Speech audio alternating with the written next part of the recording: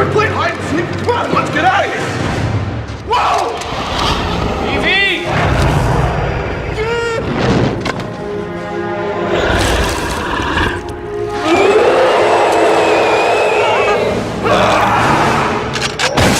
Man, they really don't make them like they used to.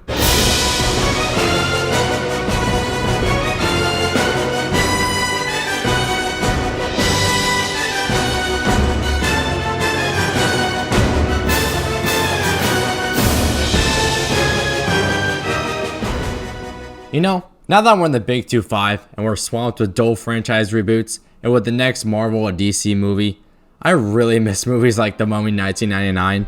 Just a good old classic adventure movie with big action, an amazing cast, a roaring score by Jerry Goldsmith, and just a good time.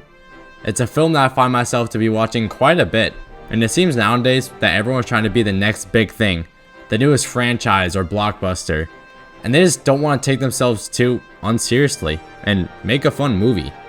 Now, I'm not saying that this movie is perfect, but that's honestly what gives us some charm. I mean, the plot is literally just to kill the bad guy and save the damsel in distress, and they even have a scene in the movie kind of poking fun at itself of how simple and easy of a story it is. Rescue the damsel in distress, kill the bad guy, and save the world.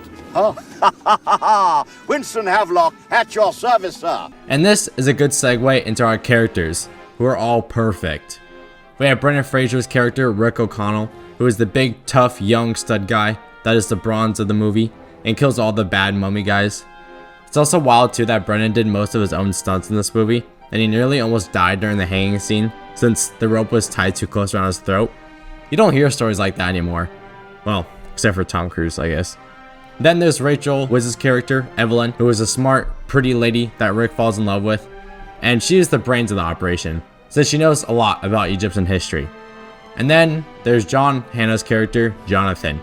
He's the funny, comic relief type character. Well, wait, I guess all characters are kind of comic relief, huh?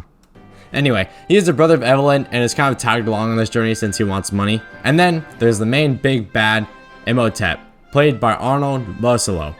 He's just a good main bad guy that has all sorts of evil powers and always likes opening his mouth super big.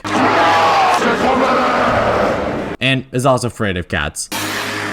Which, yeah, dogs are better anyways. All these actors just have great chemistry together and feel like they're just a fun group to be around. Even the side characters like Benny. Seeing Rick always beat up Benny just always makes me laugh.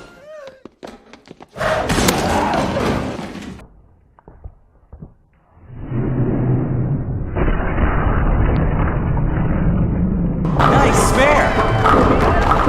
And all the trigger-happy Americans are a ton of fun to watch too, along with the rest of the comedy in this movie. I love so many lines in this film. You swear? Every damn day. No. I think I'll kill you. Think of my children. You don't have any children. Someday I might. Shut up.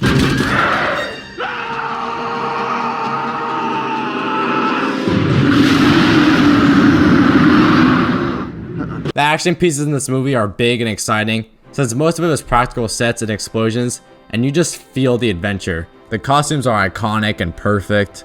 The filmmakers were really able to blend practical and CGI really well, and the CGI holds up pretty well.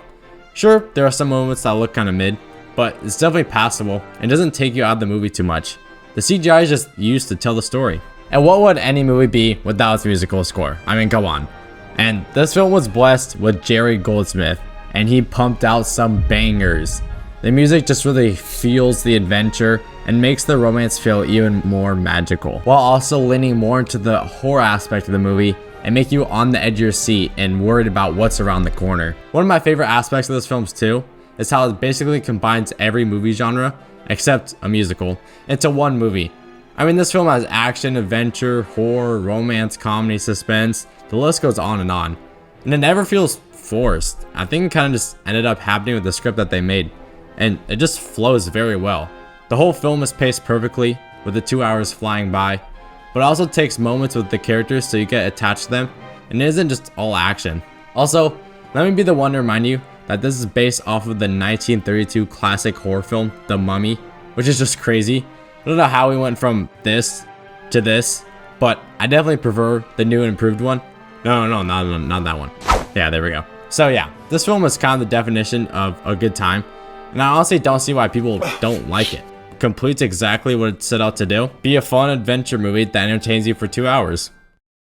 And so, as Hollywood keeps pumping out more reboots and superhero movies, I will keep looking on movies like The Mummy 1999 more and more fondly for an era of filmmaking that we may never get again.